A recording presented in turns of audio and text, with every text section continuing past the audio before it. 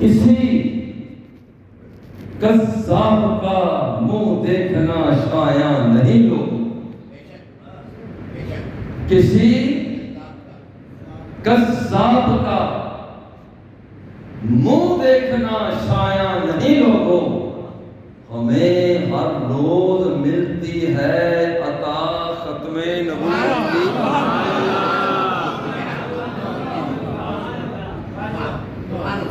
محمد فاتح ہر جہاں، محمد خاتم توحا، محمد کو ملی شان اولا ختم نبوت۔ چمن میں گل کھلے بلبل رہے سکان شب جاگے، مہک لے کر چلی باد صبا ختم نبوت۔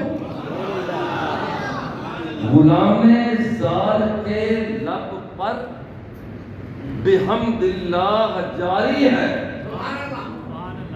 غلام زال کے لب پر بحمد اللہ جاری ہے، بیان ختم نبوت کا ثنا ختم نبوت۔ حمد و صلات کے بعد دعا ہے کہ اللہ جل جلالہ ہم سب کی حاضری کو شرف قبولیت سے سرفراز فرمائے، اور تنظیم علماء اہل سنت ذوالمجد والوقار، عمائدین اہل سنت، عوامی اہل سنت، ان بزرگوں کی موجودگی میں ختم نبوت کا عنوان اللہ رب العزت مجھے صحیح انداز میں بیان کرنے اور آپ کو محبت کے ساتھ سننے کی توفیق عطا فرمائے۔ بنیادی طور پر دین کہتے کسے ہیں، یہ جو مسئلہ ہے اس کا افتتاحیہ مقدمہ تمہیدی مقدمہ، دین کسے کہا جاتا؟ شیخ عبداللہ دراز المفردات میں لکھتے ہیں الدین اسم لما شرع اللہ تعالی لعبادہ علی لسان الانبیاء لیتوسلوا بہ الی جوار اللہ۔ دین کہا جاتا ہے ایسے قانون کو، ایسے ضابطوں کو، ایسے ضابطوں کو، قوانین کو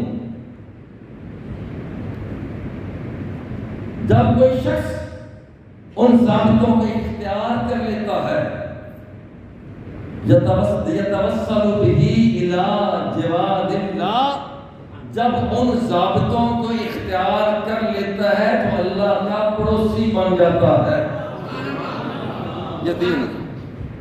اور اسی بات کو جو شیخ عبداللہ دراز کتاب الایمان میں لکھتے ہیں الدین وضع الہی سائق لذوی العقول باختیارہ المحمود للصلاح فی الحال والفلاح فی المعاد۔ دین ان ضابطوں کو کہا جاتا ہے جب کوئی شخص انہیں اپنا لیتا ہے تو پھر اس کا سلجھ جاتا ہے، اس کا من بھی سلجھ جاتا ہے۔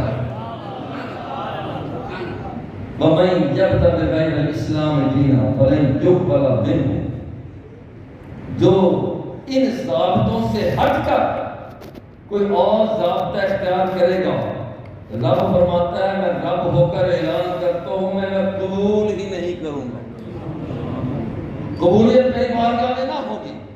اور پھر اس کے ایجابی اور سلبی دونوں پہلوؤں کو درست کرنے کے لیے، آگے بیان کرنے کے لیے اللہ رب العزت نے نبیوں کو بھیجا، رسولوں کو بھیجا، اور انہیں ان کے ساتھ صحیفے بھی عطا فرمائے۔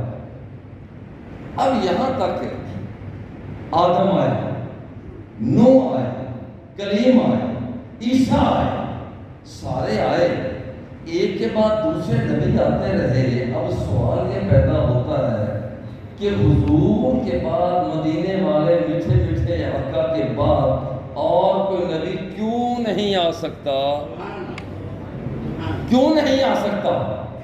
آدم کے بعد نوح آ جائے، نوح کے بعد ابراہیم آ جائے، ابراہیم کے بعد اسماعیل آ جائے، کوئی پریشانی نہیں ہے۔ تو حضور کے بعد کوئی نبی آ جائے تو کیا پریشانی ہو سکتی ہے؟ یہ ایک سوال پیدا ہوتا ہے۔ آئیے آج اسی بات کا جائزہ لینا ہے کہ یہ پریشانی ہے کیا؟ حضور کے بعد اور کوئی نبی کیوں نہیں آ سکتا؟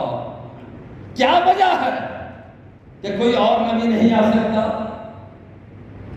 اس کی پہلی وجہ، جتنے نبی آئے ان کے دور میں اسلام تکمیل طلب تھا، مکمل نہیں تھا۔ یوں سمجھے کہ 1000 ضابطے رب ذوالجلال نے اپنے بندوں کو دینے ہیں، تو ایک وقت میں 2 ضابطے آ گئے، ابھی 2 ضابطے آئے ہیں، باقی تو موجود ہیں، وہ کس نے آگے دینے ہیں؟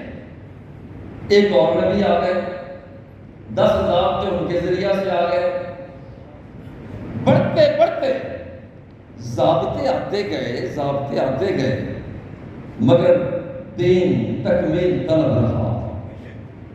ابھی دین مکمل نہ ہوا، دین تکمیل طلب رہا۔ آدم صفی ضرور ہوئے مگر دین تکمیل طلب رہا، نوح نجی ضرور ہوئے مگر دین تکمیل طلب رہا، ابراہیم نے